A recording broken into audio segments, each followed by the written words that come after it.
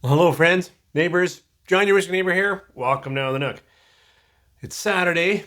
Definitely going to shoot some scotch here, but it's another video to help you think about the online Scotch Whiskey Awards. That is a great, people-driven, actual whiskey drinker-driven awards program that Roy and Ralphie started. I'm honored to have been part of the early stages where I got to put some thoughts in, like what might be in this category. But actually, all the voting is you guys. So I'll put links here or down below or at the end of the video. But check out the online Scotch Whiskey Awards because it's a way for you to choose from this category. And also there's ways for you to put in some of your thoughts on what bottle should have made it. But today's category is going to be the best value Scotch. And this is like the category about why I started my channel. There's a lot of good whiskey out there, and I always wanted to find, I still want to find bottles that are tasty, integrity, cool stories, and yet, you know what? Just about everybody could either, save up a little bit, or it could be a pretty reasonable or regular whiskey. So this category is the one that I've had all of them, except Loch Lomond. So Loch Lomond, I will talk about today, and I happen to have some Bunnahabhain 12 still around, so I'll share live thoughts about these two. But there are 6 scotches in this category. I'll share a couple of thoughts about each of them. I've talked about them before, and when we actually nose and sip whiskey, we'll talk Loch Lomond 12 and Bunnahabhain 12. So if you've got any Highland Scotch, any Scotch in the value category, when you pour it around and come back, we'll share some whiskey. 3, 4.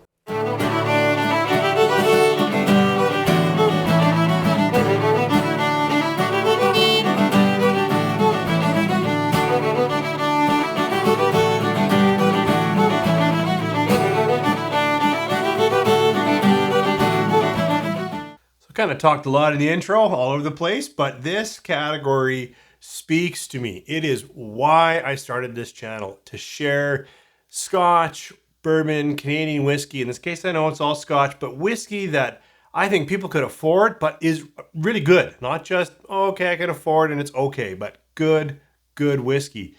I'll go through the 4 that aren't here in front of me, just high level thoughts. I've shared deeper thoughts back in the channel. You can search for that or hear other people's thoughts.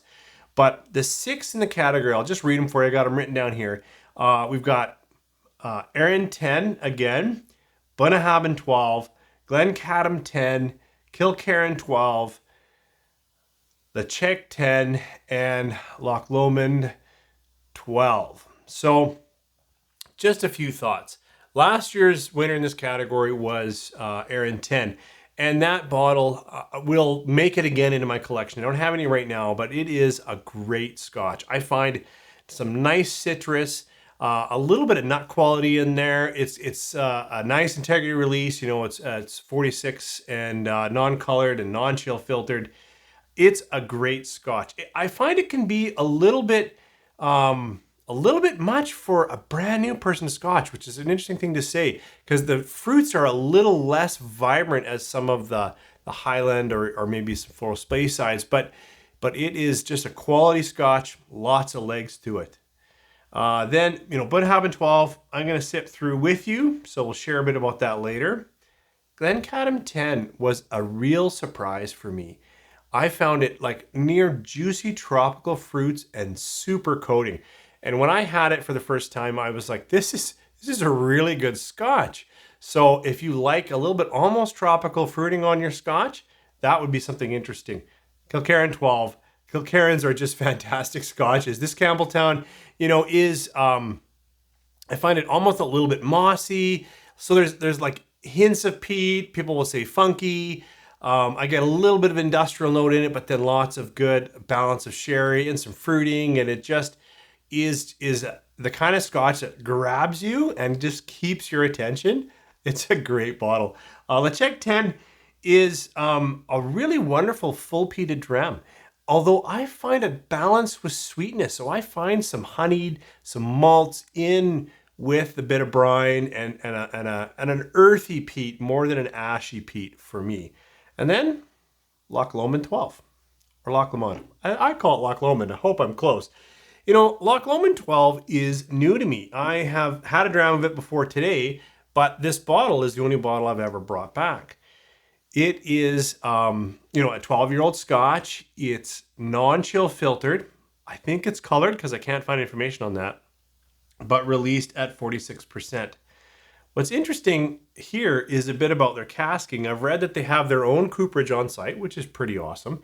And this is a mix, it says right on it, of ex-bourbon, refill, and then some recharred barrels where they've actually gone to the cooperage and they've, you know, flamed up and charred those. Usually they scrape and char, but it doesn't say STR. It just says recharred. So I'm not sure how that is rather than, you know, where they scrape and rechar the barrel. Either way, there's 3 casking types, 12-year-old Scotch, non-chill filter, nose and palate. Some nice fruits on that. Just for me, I would say orchard fruits, but I get already a little hint of almost an orange, but get a light orange, like not a huge, just a little bit of that. Some malt, some almost cinnamons or light caramel. Yeah, I'll say that. A little toffee, a little vanilla, a little caramel. It also has a little bit of that slight industrial note, but not in a bitter way. Like just a little bit of something, maybe light smoke. Yeah, I'm told there's a little bit of peat in here. And so maybe that's part of what I'm getting on the nose. But in the nose, it would come off a little bit like a smoke nature, a gritty nature. I'm back into some fruits. Let's try it on the palate. Cheers.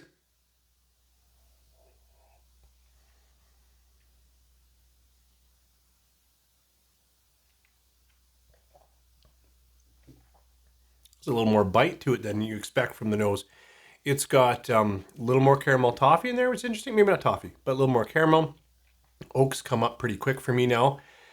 Spicing, but here it's like hot, black pepper, almost a youthful heat. A little bit of kick to it. I'll try it again. Sancha.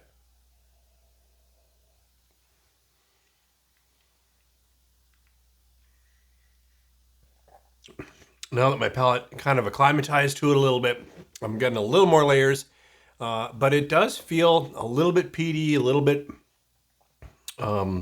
peppery, spicy, earthy, some caramels, some oak tannins. The fruits on the nose are really hidden behind all of what I just said.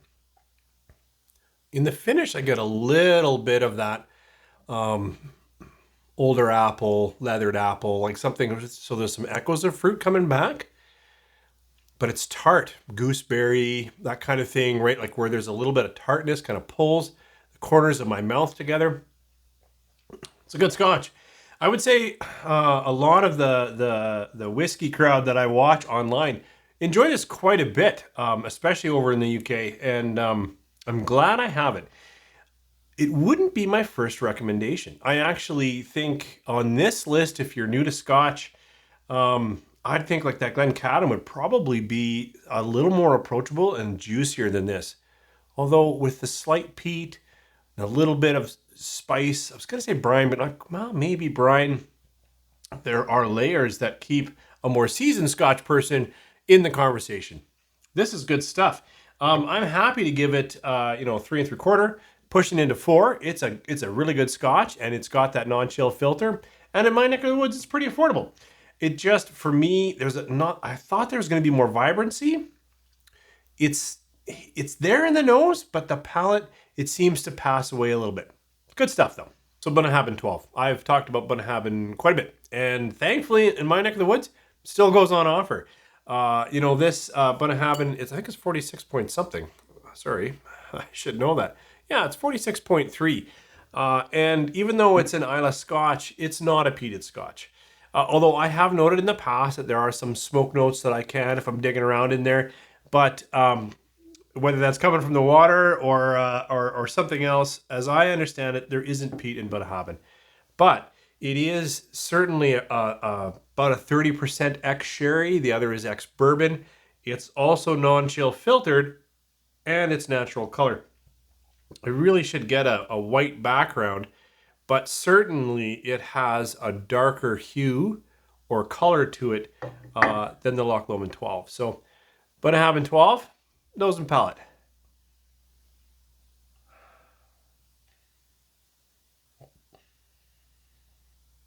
the sherry really makes itself known, especially in contrast to this.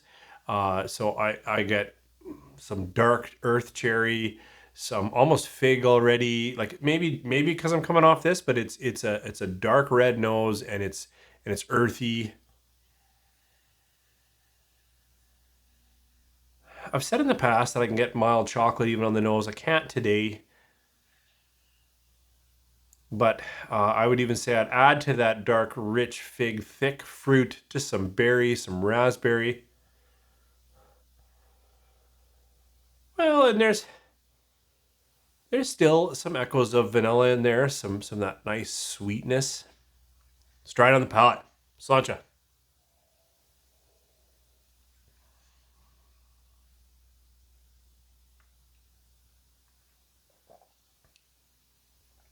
It's a little more coating in the palate, a little more soothing in the palate. It's still, got strength of presence at 46%, but in contrast here, the light spicing, or almost a Christmas spicing, so a mix of mulled wine type spices, not the hotness that I was getting in Loch Lomond.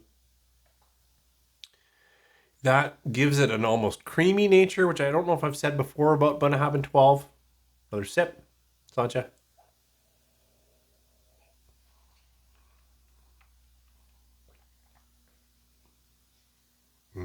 There I got a little,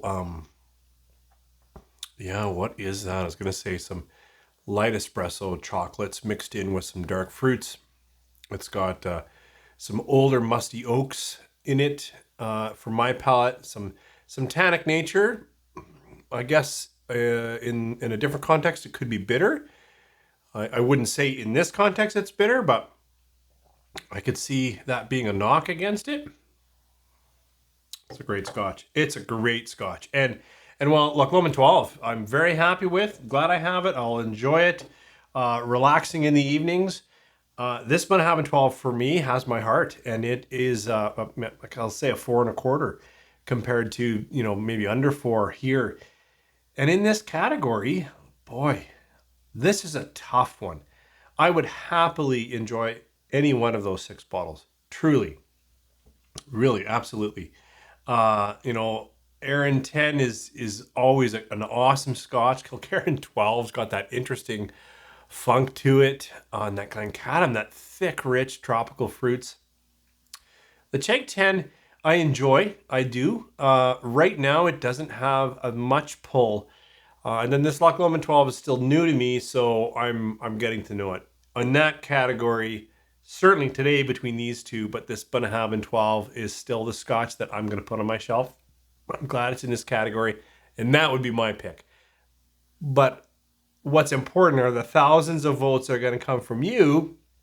So head off to the online Scotch Whiskey Awards. I'll put the link up here or in the description. Check out all the other categories and share your thoughts. I think there's ways for you to put in whiskeys that didn't make the short list, but certainly if you've had these in this 6, it would be great. It's a popular vote. It's from the people, for the people. I just think it would be great if you went there and shared your thoughts. Thanks for joining me this Saturday. It is Canadian Thanksgiving weekend. So to all my fellow Canadians, happy Thanksgiving.